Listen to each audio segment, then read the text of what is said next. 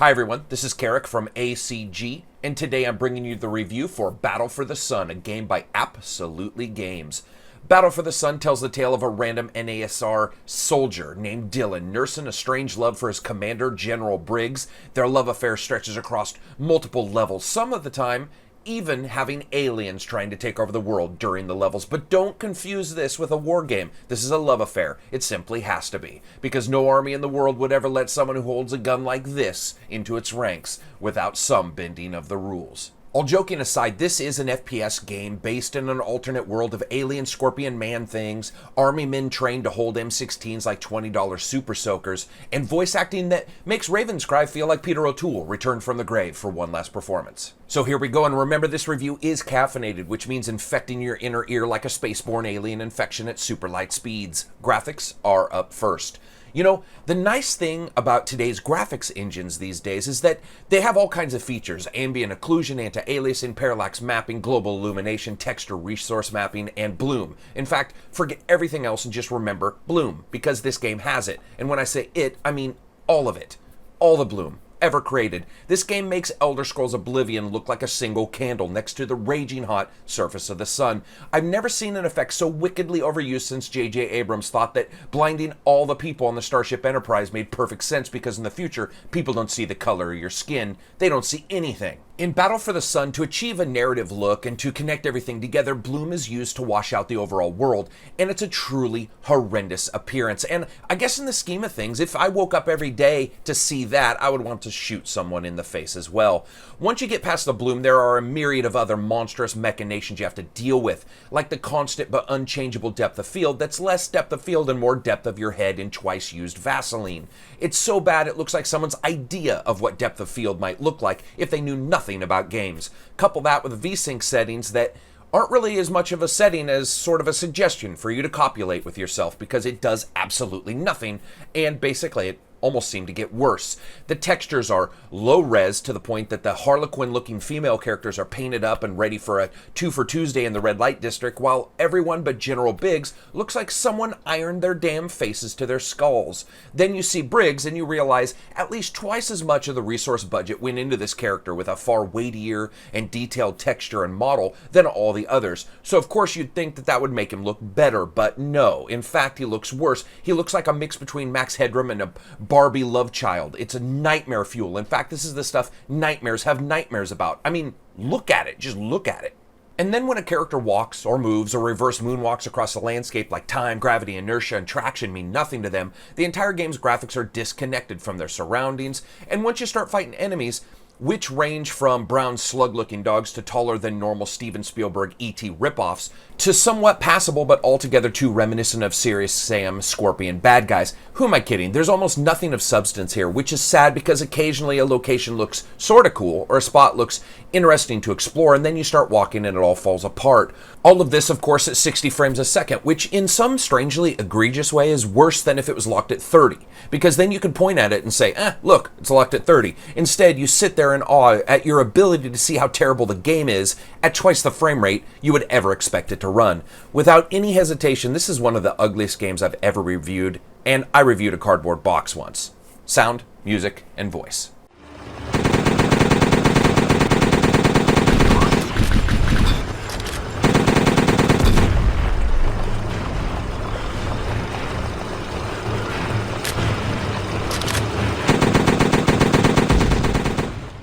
As always, sound is up first in this category. This has to be the most horrible sound mixing in the history of mixing. It's not even mixing, it's what happens when you throw your ingredients in a bowl and forget to mix it. The sounds are jumbled to the point of not understanding them and have no normalizing from sound to sound, so a damn explosion could be so loud your speakers crackle, but you fire your M16 and it sounds like you're holding a weasel shooting dirty words at your enemies.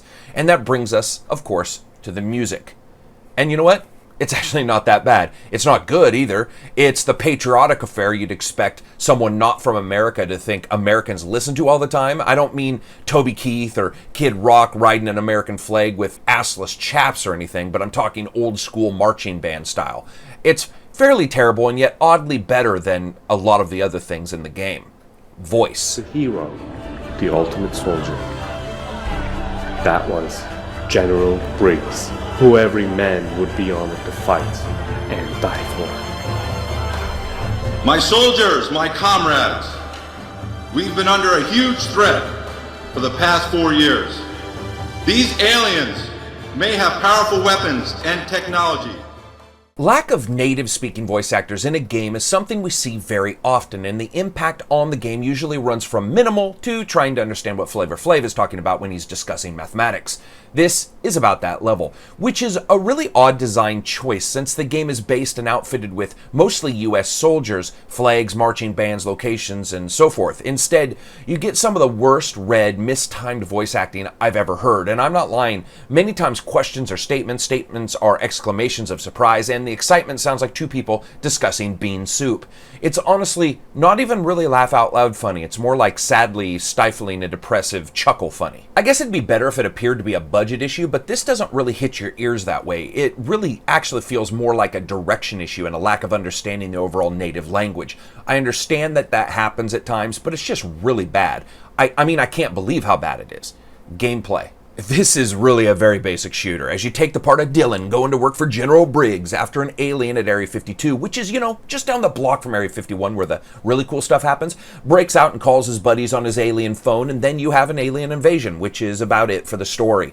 You end up collecting weapons and killing bad guys until they're all dead, or you collect some specific thing on the map, or you find a way off the map, or you basically trigger whatever incredibly basic trigger that needs to be set off before you can continue. During that time, you're going to fight enemy AI, where the A stands for anything and the I stands for if anything ever worked. Please tell me. Other than the move slightly side to side while firing kind, the AI is blatantly misconstrued as intelligent. All the while, you explore randomly constructed locations that have no real rhyme or reason connecting them, and then just when you think you can't handle anymore, you move on. When people call a game a shooter, most of us know it's sort of a joke, sort of a nudge. I'm sure there's something else in the game joke amongst friends, unless it's a Serious Sam or a Quake, where their shooting is based around a very textualized feeling of skill and ability. Ladies and gentlemen, there's not anything else in this game, and it's not even Quake or Doom, or even Serious Sam style shooting. This is a mixture of some of the most clumsy on-rail moments mixed with levels that seem to have been made simply to exist versus being playable. I mean, it's terrible, full stop. The weapons are a series of modeled travesties, like each one fought to outdo the uselessness of the other, with recoil hammering back with all the force of a bag of wet peas, and aiming occasionally just flicking into the sky like your character had realized what was going on and was either praying or hoping to be smited from the earth. And it just keeps getting worse, like when the program camera tries to be poignant and epic and zooms in drunkenly on a smiling commander's face, resulting in what can only be described as the most effective anti-drowsiness drug ever created. This continues as any cutscenes has this strange camera limping through the levels like some sad drunk Muppet is being electrocuted and forced to carry the camera around on its back. Things are out of frame almost constantly, and within just a small amount of time, I got a mind-rending headache from the combination of drunk-it or drunk Muppet camera and overuse of various other effects. It's really that simple.